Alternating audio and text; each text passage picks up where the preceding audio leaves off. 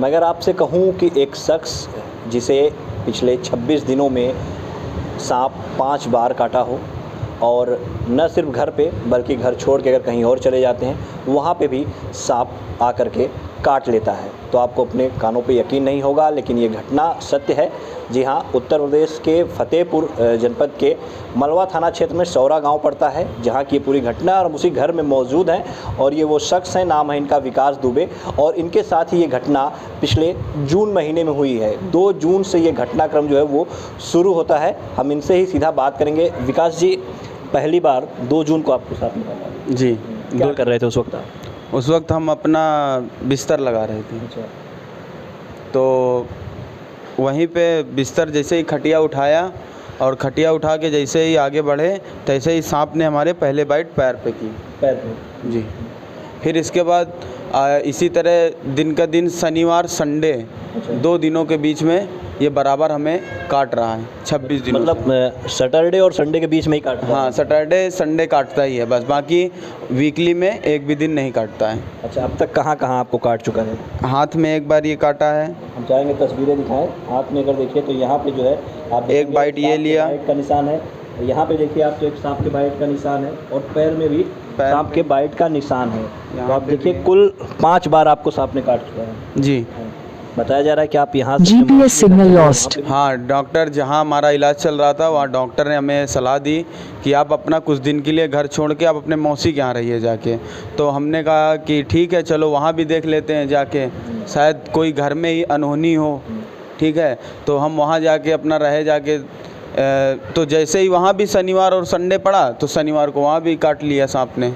अच्छा, ये सांप को आप देखते हैं? सांप दिखता है आपको?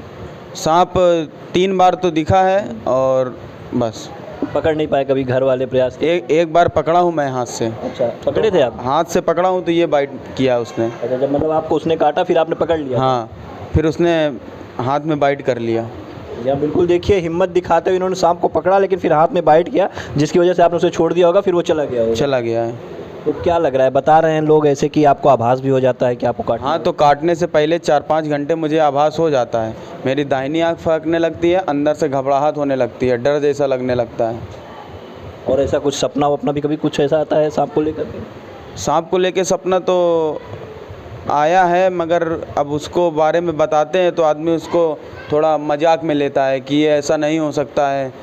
जैसे किस टाइप का? क्या अब सपना क्या, यही आता है कि आपको हम सांप एक बार जब तीसरी बार काटा था तभी सपना आया था कि 9 बार काटेंगे। अब 6 बार तो काट ही चुका है, वो तो प्रत्यक्ष रूप से सबको दिख ही रहा है।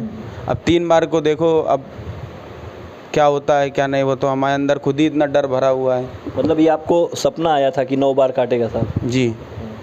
तो जैसे कुछ लोग ये कहते हैं सांप काटता है तो बार बार, कुछ लोग ये कहते हैं कि कभी आपने कोई सांप को मार दिया होगा, जैसे कहानियों फिल्मों में देखते हैं, तो गांव में चर्चाएं भी होती हैं। हाँ, तो क्या लगता है कभी आपने कभी सांप? कभी सांप को तो कभी नहीं मारा मैं अपनी लाइफ में, कभी सांप नहीं मारे हैं। कभी नहीं? नहीं, सांप नहीं मारे हैं।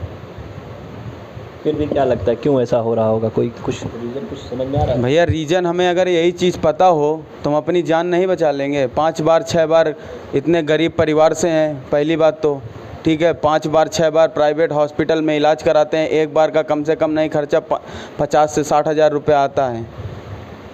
कहाँ से पिताजी कर रहे हैं, हर जगह से मेरे ऊपर कम से कम नहीं 5-6 लाख का कर्जा हो चुका है इस इलाज के लिए? इलाज के लिए केवल।